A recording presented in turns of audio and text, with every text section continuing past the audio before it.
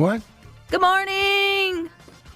Why are you all jacked up today? Well, number one, I got to brush my teeth where it was supposed to be, which is at home. That's always a good sign. Versus here at work. Number two, I've got one of my favorite people who are joining us here on the Metro today, so that's always a fun time. Number three, it's my Friday, so I get to rub it into you this time. How's it your Friday? Because I don't get to come to work tomorrow. That sounded terrible. That means they don't let me come to work. I am taking a vacation day to move.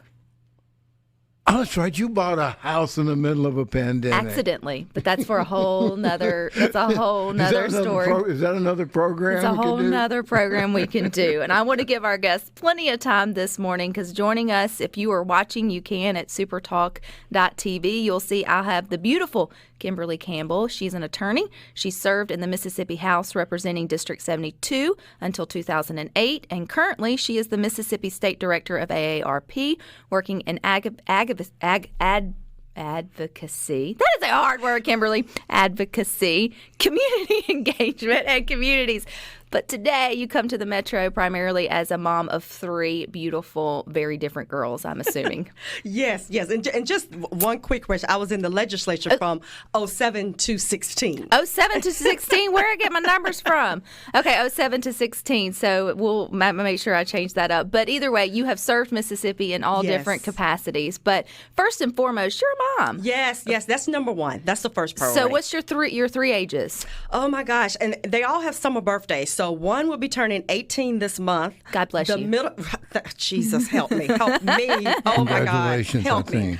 And then the middle baby will turn 11 in August. And then the baby will be 9 in September. Which the caboose has joined us here on caboose. Yes, my last baby, she's been in the studio with us before. So we always have a good time when we're together. We do. And today's a special day because in lieu of everything that has been going on from the pandemic to even George Floyd, the murder of him, and just all this discussion about race and sort of anti-racism and all these new vocabulary words, right. I thought I want to bring in my favorite mom and have a conversation mom to mom. Because one thing I noticed, Kimberly, after everything sort of exploded on social media anyway, right. is a lot of my white friends, and we are going to use those distinctions today here on the Metro. Right. We normally wouldn't, just so the listening audience knows that we wouldn't say my black friend or my white friend, but just for today, for this discussion. And for the purpose. And so I saw a lot of my white friends who are parents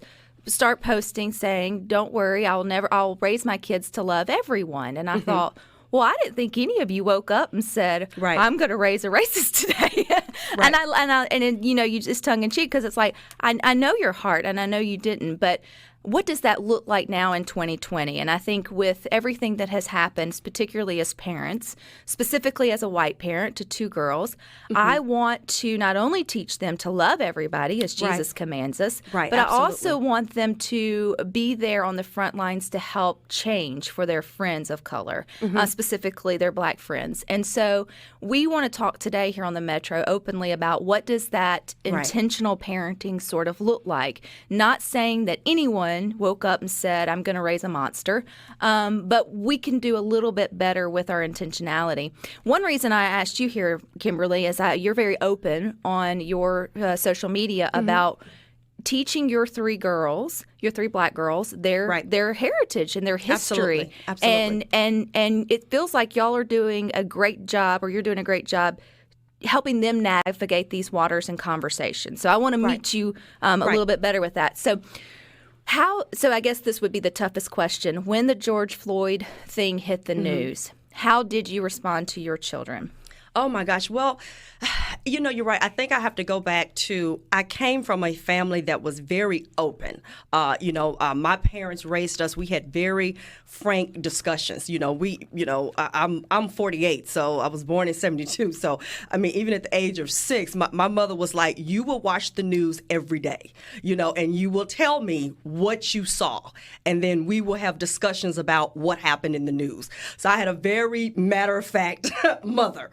And it's funny because now now I have friends, black friends and white friends that will make statements like, oh, I don't let my children watch the news. We just don't do that because there's just too much bad stuff out there. And I thought, wow, that's really interesting. And again, make no mistake, I am by no means telling anybody how to raise their children or how to run their household. I'm just going to tell you my experience and from my lens. I think you run into trouble when you do that because the children are going to have to operate in the world that they're in.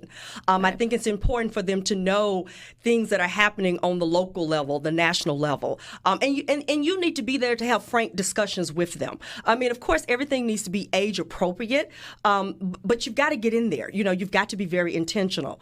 And in my, teaching with my children, I too, and again, I just want to say, we're not going to deal with the extremes. We know that there are extreme, hateful people on all sides, all colors, all belief systems. Yes. I'm not talking about them. Okay, so I'm talking about the rest of us, which I would like to believe is the majority. 99.9%. I would like to believe the majority of us are just trying to figure out how do we do it and how do we do it better. And the word that you used is where I would start. You have to be very intentional. And so when the issue of George Floyd happened, it was very intentional. I said, okay, let's really talk about what happened here. And in that, I was very balanced. I was very fair. I said, yes, this person, police believed he had done something. He was being arrested. And so I'm not even fighting that battle. My battle was how he was handled in that manner, and how things, escalated and why I felt things were wrong and why I felt a different protocol should have taken place. And so you have those discussions and you have to say, because then my oldest, she's almost 18. So, of course she's much more engaged. She's much more engaged. She gets it. My middle and my youngest, who I call my caboose, Rebecca, caboose in particular, because, we live in Madison and I have friends that look like the rainbow of every race, every religion, and I think that too is important. I think that is also part of teaching. You've got to have a network of people. Everybody doesn't need to look like you. And not only that, but everybody also doesn't need to have your belief system. You know what I'm talking about. Not something that you're not going to be in my house if you don't believe in God. I mean, that's something different. Now you can have a different viewpoint of God, but not going to be a devil worshiper be in my house. I get that. But my caboose was really very upset. And her statement, because of course, when you see so much of the fallout and everything, her statement was, well, my white friends are so sweet to me, and we have sleepovers. And I go over, she said, do you think they would do that to me one day? If I was older? She said, I don't understand. So white people don't like black people? And so it was like, okay, well, for your age, let me try to give you a little history. Make sure you understand the history of things that have happened and why you do have the hate on all sides. And so, you got to get in there. You got to get deep with it. But then I think you also have to still be encouraging by saying that it's not everybody. I think that's really important. I try not to ever say all anything, all political party this or all race this does that. I try to keep from using those terms, and I try to say, that's not how we're going to operate in our household. We're going to love good people, whatever package they come to us. But we also have to make sure that people are respecting us as well and loving us for the package that we come in.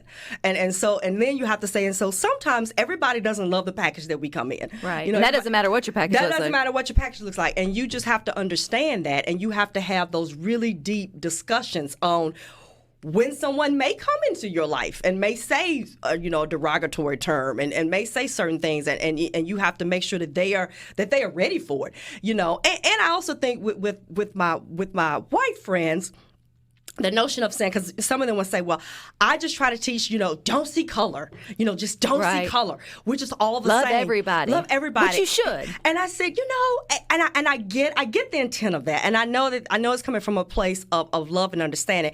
But actually, I want to encourage my white friends to say, no, we want you to see color. I want you to see my black skin. I want you to love my black skin. And it's not saying that because you love Kimberly because of all that she is, I'm African American, all this other everything that comes in my package doesn't negate or doesn't take away from me loving Rebecca, right? And the package that you come in. And so you've got to have those discussions with your children about saying, no, this friend of yours, is Asian, and this is what we can learn about the country, that may be where her family or generations may have come from, And so I think you've got to have those really, really deep conversations. And I would say, just as a white mother, and I can speak only for the white parents that I've had this conversation with. I won't paint a broad brush for everybody, but I feel like for those families who feel like they were doing it right, or feel like they are doing it right, or were doing it right by teaching them to not see color or to love everybody. In black families, you teach your courageous history, right? Yes. Because you've had to fight for where you are today, and you're still having to fight. Sometimes I feel like for white families, we just don't talk about it. We stay neutral. Yeah. But for part of the reason, you start to feel, I'm not proud maybe of all the history that's there from, from your white ancestors, right? And so then it gets kind of sticky. It gets uncomfortable. I can see that. We feel like maybe we'll just we'll raise our kids to love everybody, and then we don't have to talk about it, and we'll just move forward. But that's not working. So, right. So that's what I'm saying. Like, that's not working. So the idea that white families, particularly here in Mississippi, are the ones that I associate with, are raising their children to keep the divide. I don't feel like that's true. I feel like we're doing our best to sort of move the next generation forward as ours did, But now we're learning there needs to be an intentional side-by-side. Now I need to partner with my black friends, and I need to learn what do these words mean, not just to not be racist. I think now what does it mean to be anti-racist? Right. And so that is a new terminology, Kimberly. So from your perspective, what does anti-racist mean versus just race neutral? Well, I think you're really being an ally for things that you believe is wrong, and really saying, and really standing up and saying, this incident or this act, whatever it may be, was just wrong. Especially if the incident is on, in policies that are in place. If there's a higher percentage of African Americans are, murdered in a certain fashion, by people, in police custody, that's something that needs to be addressed. And again, and also, because I always want to say this, again, my belief is not beating up on just law enforcement in general. And I also want to say I come from a family of law enforcement, of military. My grandfather served in World War II. I have uncles that served in Vietnam, and so we believe in that those entities and respect them. It is about those that are just wrong, though. There are people in every capacity that are wrong. As an attorney, there are attorneys that I believe should be disbarred. So. And that's not, but does that mean because I may stand up, and I've had to do it before for somebody, make testimony that they need to be disbarred because they're doing things that are just wrong? Does that mean that I don't think attorneys are good? Well, of course not. And I think that's the thing about the current issue dealing with law enforcement is that it's not all law enforcement. We know that. Law enforcement, they believe in the community. They're doing what they're supposed to do. But it is about those, whether it's from lack of training, or lack of, really being held accountable for past actions, racist issues. These are things that need to be addressed. And so being anti-racist is somebody that's saying, I'm not even really going to look at individual cases. I'm just going to say when something's in front of me, I just know it's wrong. I just know that if my child goes out jogging, more than likely my child is not going to get shot down. It's not going to be chased in a neighborhood and shot. Kimberly, your child, though, I see that's happening more often, percentage-wise, more often. That's an issue for you. So then we've got to say, well, why is that then? Why? Now we've got to look at things. I mean, I have friends who are Ivy Leaguers, that are living in New York and Connecticut, and to hear them make statements to me of saying, in my neighborhood, I'm the only one that looks like me. And so I always make my children make sure that they have on their Princeton, my Princeton alum shirts. Or I've let all my neighborhood know. I've sent out a picture. One of my friends in particular who lives in Connecticut, she said, I sent a picture out of my child to my neighborhood stream, their little community and the surroundings so that they would know. And I thought, how many of my white friends have had to do that? None. That's a problem. Right. That's a problem. If you think, if we have to operate like that, that's a problem. Right. And so that's what I'm saying, just about having those really intentional conversations, trying to understand each other. But it takes both of us, and that's what I want to say. It's not just, white America, it's black America too. I think teaching hate from either side is wrong. I think we have to, be around, mixed races. We've got to have different friends in our household. I think that's very important for children. Like we talked earlier about literature, about books. Right. You need to have some black authors in your library, because I don't just have black authors in the library in my house. And I don't think it means that you have to bring in a book about Rosa Parks and have a whole sit down, Absolutely. Whatever. Absolutely. You just encourage your kids when they're in the library or when you're buying them books to have a variety and then just Absolutely. mix it in. It doesn't have to be like the look at the anti-racist thing I bought you. Right, and right, then, right. You know, In fact, I think with children, when you don't make stuff an overly big deal, Yes. but you make it normal, just like you would about one of your favorite authors, Yeah. just say, well, this is another story that I want you to know. And I think, though, that is very actionable. To me, that's like a big, I can do that. I guess, it's like, wow, okay, Right. there's one way where we can change, and it's like a Right. small change, but it's a big change, Right, right? right. And I think, too, it's important to say that right now, where we are in America, even here in Mississippi, it's Black America's time to just talk, and I think it's white America's time to listen, and then we will all start to come together, because until we listen, we're not going Right. to be able to learn maybe what that's on the other side that maybe we've been missing. Kimberly, can you stick around one more? Yes, Okay. sure. We're going to keep Kimberly Campbell around for one more segment here on the Metro, and more coming up next. Video. Thank you for the share, though. Share just makes everything. Sometimes I think we should, before having tough conversations, you should Yes. just blast some share. Yes. Or, insert fun artists. Just dance. Dance, laugh a little, and sort of shake it off. Because what I hope our conversation here with Kimberly Campbell, she is an attorney. She has served in the Mississippi House Legislature. She is currently the Mississippi State Director of AARP. But she's also a mom of 3 beautiful children, black children, and me, mom of 2 beautiful white children. And I wanted us to encourage everyone listening to Yes. start having those tough conversations, but don't think they have to be tough, because Right. I think if you just shake it off and you just start this conversation about intentional parenting, which is our focus today, Right. you walk away with things like, oh, I can do that. Because again, if you're just tuning in with us, I don't believe a single of my white friends, and we're using Right. the white and black distinction for purposes Right, today, right. wakes up or has children and says, how can I teach them? And I laugh because it Yeah. sounds so ludicrous to be racist. It's just organic. Be organic about things. Yeah. But the thing is, what's not working is just teaching our children to love everybody, be color neutral.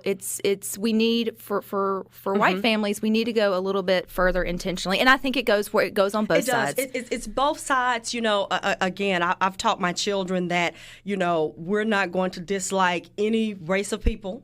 We're not going to have stereotypes against any race of people or religion. Like I said, I have friends that look like everything. And my family looks like everything. I mean, my family, we could be the United Nations. We have a little bit of everything with us in our family when we're all together. So, it is about, and I think for my children, because they are in an environment in a family like that, they really probably get hurt even more when they see a different, others doing differently. They don't really get it. They're like, well, what's going on? You bring up a good point, though, because the family dynamic has been changing for a vast majority of us. I mean, just from the fact that you have so many diverse families, but now with global adoption being, more popular than ever, which I think is a phenomenal thing. Absolutely. That's not I taking agree. away. I But agree. now you have primarily white families that are bringing in all different cultures. For the first time, mothers trying to figure out, okay, how do you have these cultural conversations when you now have children that have different cultural backgrounds? I have a sister-in-law who has a mixed a child who we love dearly. Of course. And it's like, okay, well, she by design, now our family's going to have a different conversation. Absolutely.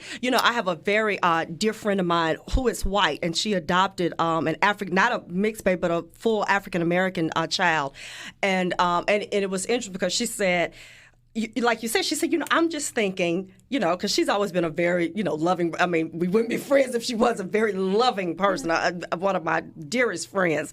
And she said, and I'm just thinking, I'm just going to teach love, all this type of stuff. She said, but then I realized I have a black son. She said it just hit her one day that I have a black son. And now I have new responsibilities. Right. I cannot just teach them, we're just going to love everybody. I've got, so she said I had to, immerse myself in history and, I had to make sure that I had, truly a lot of, diverse friends that could be in his life, who are we around when we go to our social set, she said, I just could not have them with just everybody that just looked like me. She said, so she had to be very intentional about stuff like that. And regardless of, you having a situation like that, I just think we all need to be intentional like that. I mean, I was very intentional with my children. I want them to be friends with everybody. Even when it came to doll play, I have a white girlfriend she's like, I make sure that my girls have black dolls, and we have this thing about beauty, and we talk about the black doll is just as beautiful as the blonde hair, blue eye doll that you have, and so that's very intentional. That's an intentional teaching. And parents can do it without it being this, postering. Right. It's just organic. You just get it. My girls have dolls, white dolls, Mexican dolls. I mean, they just have everything, and so it's just what they're around. They kind of get it through osmosis, but you really do have these discussions. I tell people all the time. I said I am.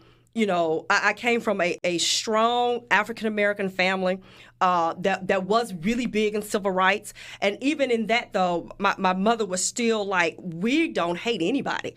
We just want the playing field to be even for everybody. I went to Mississippi State for undergrad, Auburn for grad, and my law degree from Ole Miss. So clearly, I know how to get along with people that don't look like me. I tell people all the time. My dad tells me I am a 3-time SEC graduate. So trust me, I know how to get along with people, especially during football season. Especially during football. Now that's probably where I get a little funky. What colors do you wear on game day? Well, now Mississippi State is always number one. So if whoever state is playing, I will always be in state. But I'm a true Auburn person. Now Ole Miss, it takes me a minute to pull for Ole Miss. I have to be honest with you. And I think it's that state thing. Even when I was in law school at Ole Miss, I wore state alumni attire as much as possible in the Ole Miss Law School my whole time there. But yeah, and so from those friendships, I remember having some of these deep conversations with my, white friends at those institutions. And even now, some of them are my dearest friends.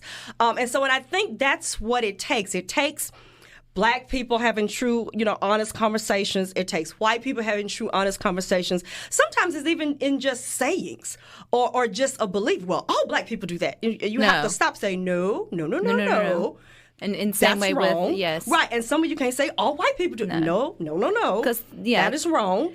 And so it starts there. It starts with just the itty little stuff. Or like you were saying earlier, Rebecca, if your child is in school and you see someone's... say something. See something, say something. Being mistreated because, really, and with anything, with bullying, anything, you need to see something, say something. But especially when it comes to race, it's easier to see if there's someone that has special needs or special challenges. Usually our children would jump to that quicker than if it's a racial issue. And that's where we have to really make sure our children understand, where to stand. Where to stand. And I think that's what I'm taking away from our conversation today, Kimberly.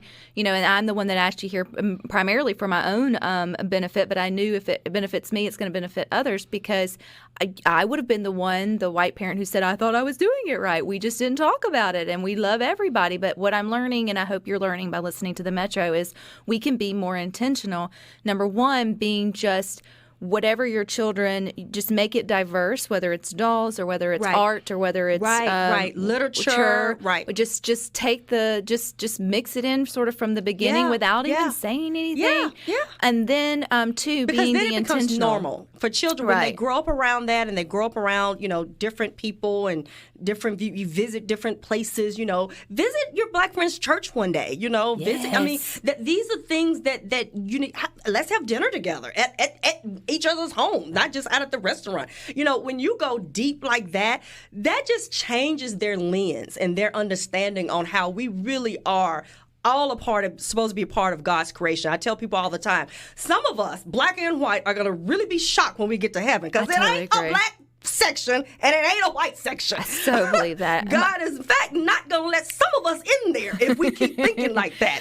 So I let's totally get it together. agree. And even though your church is, you hear it here all the time, the South Church, Sunday is the most segregated day of the year of the week, and I'm like, can we just not start there? Like, let's, because to me, I think it still goes back to, we can appreciate each other's differences and cultures, right? And you don't. It's not that everything has to be It doesn't a have stirring to be pot. that. It's a respect it doesn't have thing. To be that. It's a playing field thing. We can just respect each other. We can visit each other's, but it doesn't have to be, because if you set too much like a football game, us against them, that keeps it going. That keeps it going. Like there's no shame in the fact that black people like to congregate at their church with their leadership, their style. Absolutely. It's how are you treating each other Monday through Saturday? Absolutely. And then every now and then go visit and have go visit potluck with them and bring them back. And respect the difference, because if you make a difference, like, oh, well, they do this or they sing differently, so they must be wrong. That is a part of it, and so it's all about, well, they worship like this, and we worship like this, or and it doesn't, because I Jews think worship like this. I mean, that's one of the bringing God into it. I think that's where Satan's keeping us divided, if you ask me, absolutely. is because that he puts this lie that we whoever we are on both sides, or they whoever that they is for you. That's right. Wants everyone to be the same, and I don't think that's not the thing. And I like it's. Let's celebrate the differences, but genuinely have a. And what I'm hearing from me again, I think it's very important right now for white Americans to just listen before you open your mouth. Like, just allow Black Americans to have their time to. To me, venting is a good, but it's a good. Finally, you have my attention, right? You should, and listening. I'm hearing equal playing field, and I'm like, okay, what does that look like now? Let's move intentionally towards that. And we're starting today in our homes with teaching our kids more than anything now.